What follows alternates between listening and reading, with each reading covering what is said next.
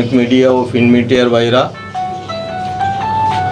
আপনাদের জ্ঞাতার্থে জানাচ্ছি যে তাদের সহিত অবৈধ আগ্নেয়াস্ত্র রয়েছে, যাহা মহেশখালী এলাকার বিভিন্ন অপরাধ তাদের সামনে আছে। একটি ফুল অটোমেটিক বিদেশি LG 3, এছাড়া একটি একনালা বন্দুক এবং একটি দোনালা বন্দুক দেশীয় তৈরি। এগুলো আমরা প্রাপ্ত হইয়া অর্থাৎ 30/11/2024 দিবাগত রাত্রে শেষ অংশে আমরা মহেশখালী থানাধীন মহেশখালী ইউপির বড়ডেইল এলাকায় একটি বিশেষ অভিযান পরিচালনা করি, যেখানে আমাদের নিকট সংবাদ ছিল যে ওখানে অবৈধ মাদক ক্রয় বিক্রয় সহ পলাতক ওয়ারেন্টভুক্ত আসামিরা অবস্থান করিতেছে। উক্ত সংবাদের ভিত্তিতে আমরা ঊর্ধ্বতন কর্তৃপক্ষের সাথেও আলোচনা করিয়া রাত 3টার সময় সংবাদটি প্রাপ্ত হইয়া 3:30টার সময় আমরা বর্ণিত ঘটনাস্থল বড়ডেইলে পৌঁছাই।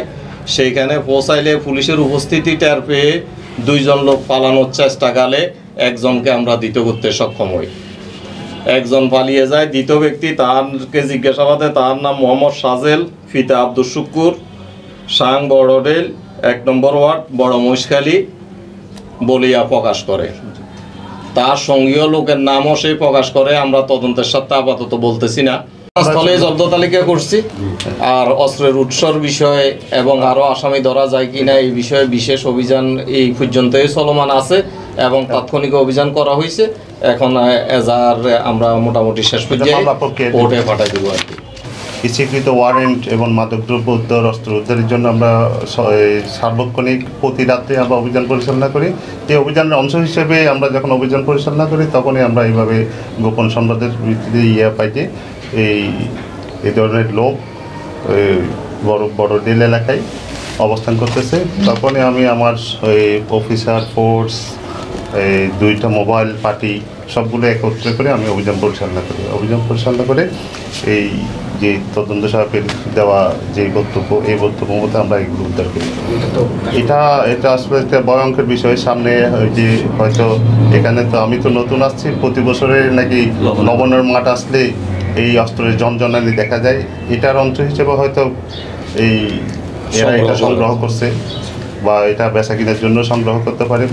বেসিক্যালি আমার মনে হচ্ছে যে এই ব্যক্তি এই বেচা কেনার কাজে সম্পৃক্ত। পূর্বের কোনো মামলা নাই, কিন্তু যে পলাতক আছে এর কাছে মামলা আছে, মার্ডার সহ একাধিক মামলা রয়েছে। এগুলো এখানে তৈরি করা, দেশে তৈরি করা। এরা পাহাড়ি এলাকায় গোপন আস্তানায় করতে পারে। এই বিষয়ে আমাদের অনুসন্ধান চলতেছে, গোপন তথ্য চলতেছে। হয়তো শীঘ্রই আমরা এই বিষয়ে আপনাদেরকে আরো ভালো সুখবর দিতে পারবো।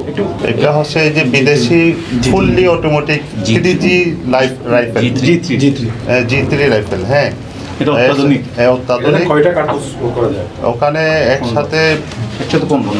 16টা 16টা ম্যাগাজিন ক্যাপাসিটি 16টা। হ্যাঁ, 16টা একসাথেই করা যায়। এটা হচ্ছে ফুললি অটোমেটিক এবং এটা একটা বিদেশি এই গুলিগুলো কি এটা অটোমেটিকের গুলি? অটোমেটিক গুলি এই ম্যাগাজিনেই ছিল। এটার সাথে একটা হচ্ছে এটা দেশি তৈরি LG, এটাতে একটা সেম গুলি একটা লোড করা আছে। আর এটা হচ্ছে যে এটা একনলা বন্দুক, আর এটা হচ্ছে দুনালা বন্দুক দেশীয় তৈরি।